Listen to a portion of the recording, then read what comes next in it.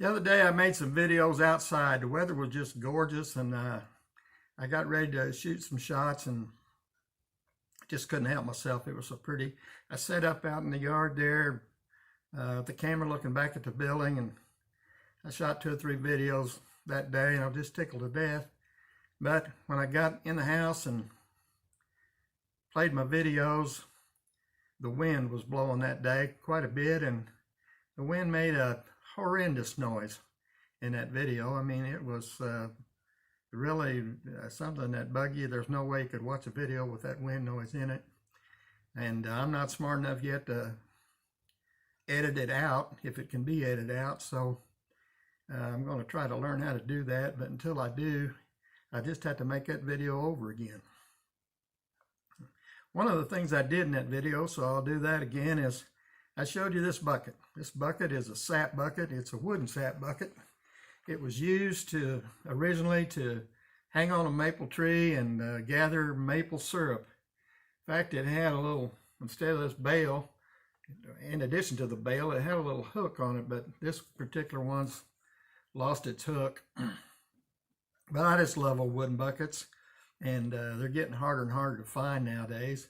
I counted myself really lucky here not too long ago that I was able to buy a whole stack of them. I was at an auction. In fact, I showed up the thing real late. I'd been somewhere else that day and run by just to see what was going on, and they still had some things to sell. I walked up to an outbuilding there where they had a box full of junk, and they had these buckets right there, and I managed to buy 7 of these buckets at once. Actually, yes, 7 of them. They were all in a stack, and I was just tickled to death. Bought all these sap buckets. Well, when I got home and started taking the stack apart, I found out that people that were there early enough to inspect the goods, that's why they allowed me to buy these buckets, because only 2 of them were actually still buckets. The rest of them, when I took them out of the stack, just fell apart. And I don't know if you ever had one of these buckets that was just laying there in 15 pieces and tried to put it back together, but it's quite a chore. Anyway, I've done it before, and I'll probably do it again. So I did manage to get all the buckets back together. Actually, there were 6 buckets that went back together pretty much like they came apart. And then when I got down to the last pieces, I had some extra pieces, but I didn't have enough pieces of one bucket to make one bucket. So there was part of a red bucket and part of a white bucket, and that's what you're looking at right here. I think you'll be able to see that in the video. Part of this bucket's red. There's the red part, and the rest of it's, I call it white.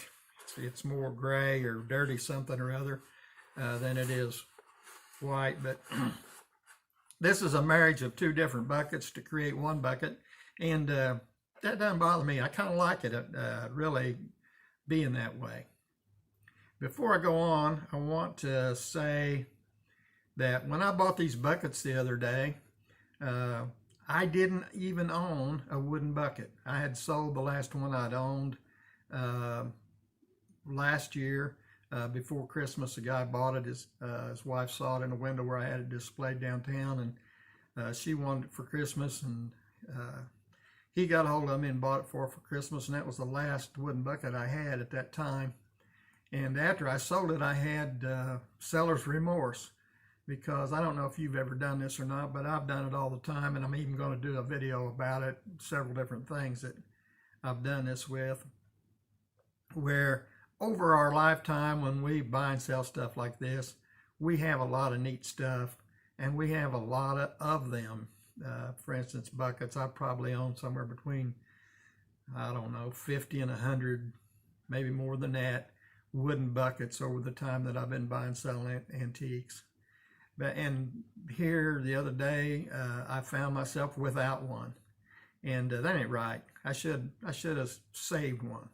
So out of this 7, I'm going to make sure until I can buy others, or if I can't buy others, I'm not going to sell the last one I got. I'm going to have a wooden bucket. When I pass on, there's going to be a wooden bucket that I own. Having said that, I got this one here. I got 6 others right now. They're for sale. I usually get $55 or $60 for one of these, depending on how good they are. I've sold them for more than that. I've sold them for less than that too. But this one here, I like it about $50 worth, and there it is, red and white wooden sap bucket.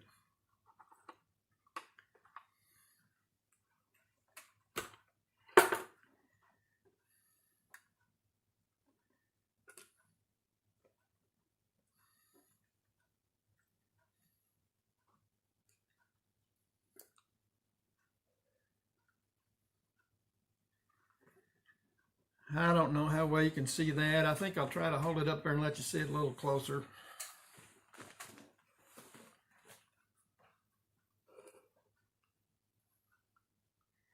You see those? Those are 2 die-cast scale model pickup trucks.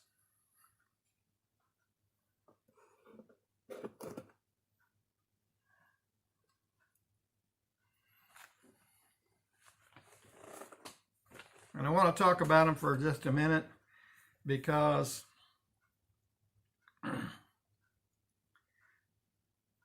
this is a way that we can preserve a memory. And I think preservation of memories is an important thing. If I had my way, I would own a 1947 Chevrolet pickup truck. I mean, the real deal. I'd have one.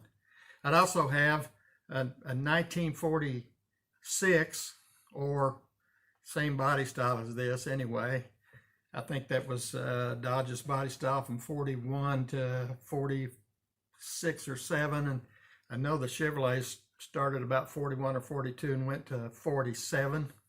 I know they changed in 48, but I'd have one of these too. In fact, I tried to buy one just not too long ago.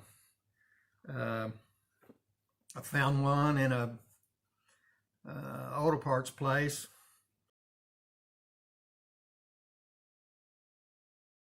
And it was 1946, I believe.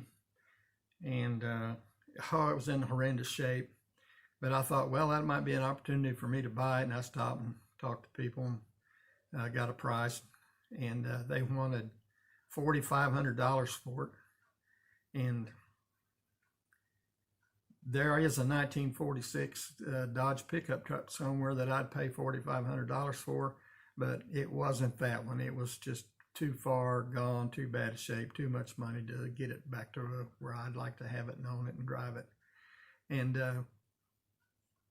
that's the basic reason why I don't own the real deal on either one of these trucks. I guess I'm just too tight to spend the money it takes to get one. But what I started to say was these trucks represent memories for me. And start with the Chevrolet first. Over there on the wall are a couple of pictures. Actually, there's a whole bunch of pictures over there on the wall, but there's 2 of a truck like this. When my dad got out of the service in 1945 or 6, after the end of World War II, he got out of the service. He was in the World War II and served in the Japanese part of World War II. And when he came home, they had a thing called the GI Bill, and it allowed a lot of things to happen. It was designed to help soldiers coming home get a start and doing things. You could buy a home on the GI Bill. You could get a business loan on the GI Bill. I'm not all sure what you could and couldn't do, but my dad used that opportunity, his being able to purchase something on a GI Bill, and he bought a 1947 John Deere B, brand new. And he did that with the GI Bill. I think he bought a 1947 Chevrolet pickup, brand new, the same way, but I don't know that. I know he had such a truck, but I don't know whether it qualified on the on the GI Bill or not. But he had the John Deere tractor, he had the brand new truck, and he became an instant farmer. He rented some ground, became a sharecropper, lived in a little house on the ground that he farmed, and he became a farmer after he got out of World War II. He didn't last as a farmer very long, but he became a farmer. Over there on that wall, there's a picture of my dad standing next to a truck like this. Here again, that same fat little boy and his father, my father, holding him up in front of his, what was for that time a late model Chevrolet pickup truck.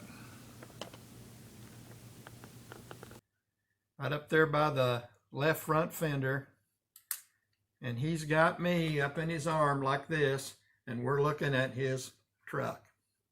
There's another picture over there with me standing out in front of the truck about right here, just by myself, and I'm looking at the truck. I'm probably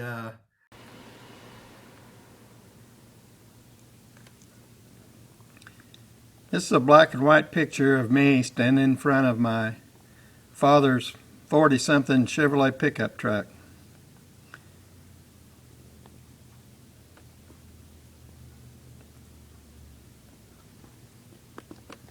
Now I'm old enough to stand up by myself. It's hard to tell how old I am because I was so daggone big and fat as a little kid. I'm pretty healthy, but I'd say I'm probably 14, 16 months old probably in that picture. And because of that picture, and it's a 1947 Chevrolet truck just like this, even has the chrome grille. They didn't all have a chrome grille. I've always wanted a truck like that. And so this is a way that you can own a truck like that. This truck is a Dodge. And my grandfather, Sam, and you've heard about him already in a video that I made about him making a still for me and my brother and sister for Christmas.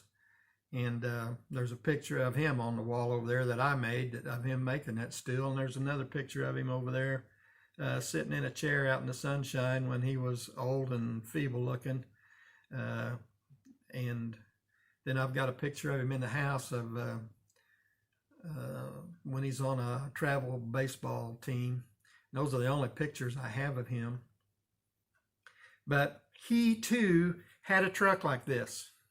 He had a Dodge. In fact, his Dodge was the same color scheme as this. It had a red cab and the fenders on it were black. And his, I don't know whether it originally was that way, he had painted his with the brush, red and black. And it looked pretty good when he first did it, but as it got older and the paint began to fade, I don't know what kind of paint it was, but you could see the brush strokes in it and stuff. But he had a 46 Dodge, red and black. And when I was about, I'm going to guess, 9 or 10 years old, let me back up just a minute. My grandmother didn't get her driver's license. In fact, she didn't learn to drive until she had grown children. And that happened a lot back in the times that my grandmother lived. Women a lot of times didn't learn to drive, didn't get a driver's license at all. And a lot of them, when they did finally get around to doing that, they were beyond the 16 years old that everybody wants to drive now. So my grandmother, just prior to 1955, and I don't know how old she was, I could probably do the math and tell you, she learned to drive and got a driver's license, and my grandfather bought a brand new 1955 Chevrolet Biscayne 4-door plain Jane Chevrolet. And I think it had an automatic transmission, which would have been an option, and it had, the only other option it had was a heater. Had rubber floor mats, had brown paper on the doors on the inside. In fact, when she sold that several years later, after my grandfather was dead, it still had that brown paper. They'd never taken it off the doors. But the vehicle that they had before that one was some late 40s, mid to late 40s Packard. And that thing was, I think it was dark blue originally, but when I knew it and saw it, it was almost purple from the blue fading. And At some point after they got that Chevrolet, it got parked in the side yard at my grandparents' and set up on blocks. I don't know whether it ran and just quit running or they just put it there and whatever happened to it. But my grandfather decided one day that he was going to get rid of that thing. He was tired of it sitting in the yard. And he began cutting it up with a cutting torch.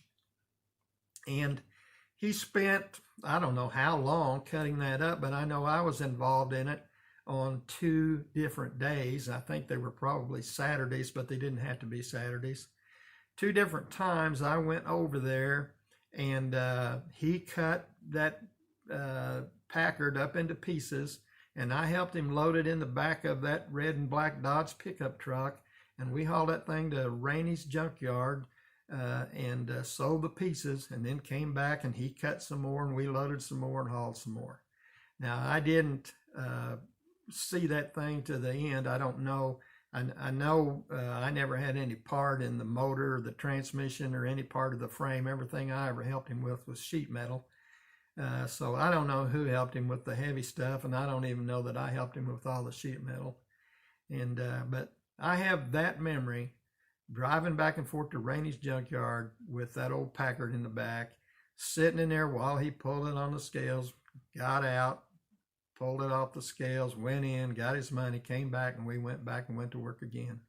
And so because of that, I always remember this old truck. And I never knew what happened to the truck. I asked one of my cousins once, in fact, it was Jamie. I asked him about the truck and if he knew what happened. He said he thought it sold in the auction. And that was a surprise to me because I didn't even remember the auction. So anyway, this is brand new die casting, but it's got memories of something old and precious to me. I was at an auction one day, and they were selling die-cast toys, and they had 7 or 8 of them on the table, and among them were these 2 trucks. And it's I hate choice. I'm going to do a video about that one of these days too, about auctioneers selling choice on things and why most of the time that's wrong and why I hate it. But today I'm not going to do that. I'm just going to tell you that when they're selling choice, I will only pay about 75 or 80% of what I would have paid if they just held the thing up. So I was lucky to get these. If they'd have held this truck up and to sell it, I would have paid, I don't know what I would have paid for it, but let's say I would have paid $20 for it. And if I would have paid $20 for it, because they were selling choice like this and all the trucks were on the table, my maximum bid would be $15. So that gives you some idea of how fortunate I was to get these trucks. They sold choice once, and somebody came up and took, I think a 57 Chevy convertible is what they took, and they sold choice again, and I managed to get the bid on the second go around, and I came up and took these 2 trucks, and you've heard the reason of why I took them. I'm Luke, the Hard Times Guy.